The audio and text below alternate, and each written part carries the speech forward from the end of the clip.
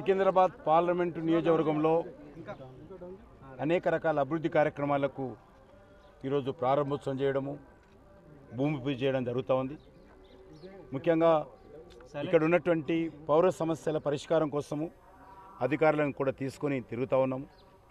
ఇటీవలనే పూర్తి చేసుకున్నటువంటి మరి హైదరాబాద్ నగరానికి సంబంధించినటువంటి కలెక్టర్ ఆధ్వర్యంలో జరిగినటువంటి కమిటీ సమావేశంలో కూడా అనేక రకాల సమస్యలు చర్చించి మరి ఆ సమస్యల పరిష్కారం కోసం కృషి సౌత్ ఇండియాలోనే అతి తక్కువ ధరలకి రత్నాలను అందించే ఏకైక సంస్థ 6JVR చేయడం జరిగింది. ముఖ్యంగా నరేంద్ర మోడీ గారి నాయకత్వంలో హైదరాబాద్ నగరంలో విద్య విషయంలో, వైద్యం విషయంలో, పౌర సరఫరాల విషయంలో పేద ప్రజలందరికీ కూడా ప్రతి నెల 5 కేజీలు ఇచ్చే బియ్యం విషయంలో కూడా రివ్యూ చేసి పకడ్బందీగా వాటిని నిర్వహించాలని, పకడ్బందీగా పేదలకు నరేంద్ర మోడీ గారు పంపిస్తున్నటువంటి అన్ని రకాల ప్రభుత్వ ఫలాలు అందాలనే విధంగా చర్చించడం జరిగింది.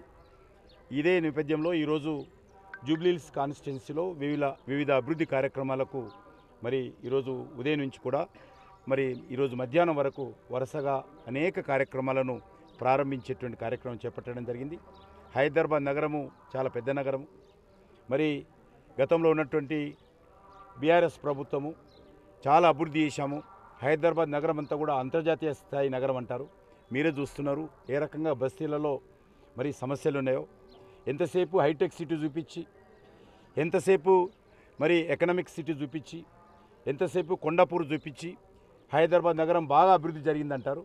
కానీ మెయిన్ రోడ్ల మీద కాదు, రోడ్లు దిగితే బస్తీలలో ఈరోజు వాటర్ సమస్య, డ్రైనేజ్ సమస్య, రోడ్ల సమస్య, వీధి లైట్ల సమస్య, పార్కులు లేకపోవడము, కనీసం చిన్నపిల్లలు ఆడుకోవడానికి ప్లే గ్రౌండ్స్ లేకపోవడము, కావాల్సిన కమ్యూనిటీ హాల్స్ లేకపోవడము, అంగన్వాడీలకు కానీ కనీస సౌకర్యాలు లేకుండా ప్రజలు ఇబ్బంది పడుతూ ఉన్నారు. మభ్యపెట్టి ప్రజలను మోసం చేసి మరి ఈరోజు మరి ఫామ్ హౌస్కే పరిమితమైంది. నేను ఈరోజు ఉన్నటువంటి కాంగ్రెస్ ప్రభుత్వాన్ని కూడా కోరుతా ఉన్నాను, మీరు కూడా పెద్ద పెద్ద మాటలు మాట్లాడుతున్నారు తప్ప బస్తీలో ఉన్నటువంటి పేద ప్రజల గురించి ఆలోచన చేయాల్సిన అవసరం ఉంది. కాబట్టి హైదరాబాద్ నగరం అంటే ఈరోజు అతిపెద్ద ఆదాయం వచ్చేటువంటి నగరం. ఈ రాష్ట్ర ప్రభుత్వానికి 80% ఆదాయం ఒక హైదరాబాద్ నగరం నుంచే వస్తుంది రెవెన్యూ. కానీ హైదరాబాద్ నగర ప్రజలకు కావాల్సినటువంటి ఖర్చు విషయంలో మాత్రము పూర్తిగా నిర్లక్ష్యం వహిస్తారు. ఈరోజు జిహెచ్ఎంసీ హైదరాబాద్కు మేజర్గా సివిక్ కమ్యూనిటీస్ కల్పించేటువంటి కార్పొరేషన్ అంటే జిహెచ్ఎంసీ. కానీ జిహెచ్ఎంసీ ఈరోజు నిధుల కొరత ఉంది. చిన్న చిన్న పనులకు కూడా ఇబ్బంది పడాల్సి వచ్చింది. వాటర్ వర్క్స్, డ్రైనేజ్ వ్యవస్థ, మంచినీటి సరఫరా చూసేటువంటి హైదరాబాద్ మెట్రో వాటర్ వర్క్స్ కూడా ఈరోజు నిధులు లేని కారణంగా అనేక రకాల ఇబ్బంది పడుతూ ఉన్నారు.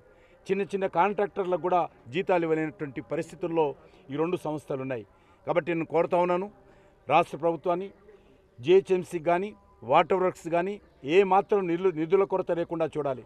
ఈరోజు ఈ పార్టీలు ఎట్లా ఉన్నాయంటే తమ ప్రభుత్వానికి ఆదాయం రావాలి, తమ పార్టీకి ఆదాయం రావాలి, తమ కుటుంబాలకు ఆదాయం రావాలి హైదరాబాద్ నుంచి. కానీ హైదరాబాద్ నగర ప్రజల విషయంలో మాత్రము ఏమాత్రం పట్టించుకునేటువంటి పరిస్థితి లేదు.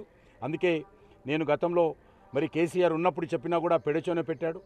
ఈరోజు మరి నేను రేవంత్ రెడ్డి గారు కూడా మనవి చేస్తా ఉన్నాను, హైదరాబాద్ నగరం అంటే హైటెక్ సిటీ కాదు, హైదరాబాద్ నగరం అంటే పేద ప్రజలు ఉండేటువంటి బస్తీలను కూడా చూడాల్సినటువంటి అవసరం ఉంది, మధ్యతరగతి ప్రజలను చూడాల్సిన అవసరం ఉంది, ఉద్యోగులు ఉండేటువంటి బస్తీలను చూడాలి, ఇక్కడ కనీస సౌకర్యాలు కల్పించాల్సిన అవసరం ఉందని నేను ఈ సందర్భంగా మరి రాష్ట్ర ప్రభుత్వానికి డిమాండ్ చేస్తా ఉన్నాను.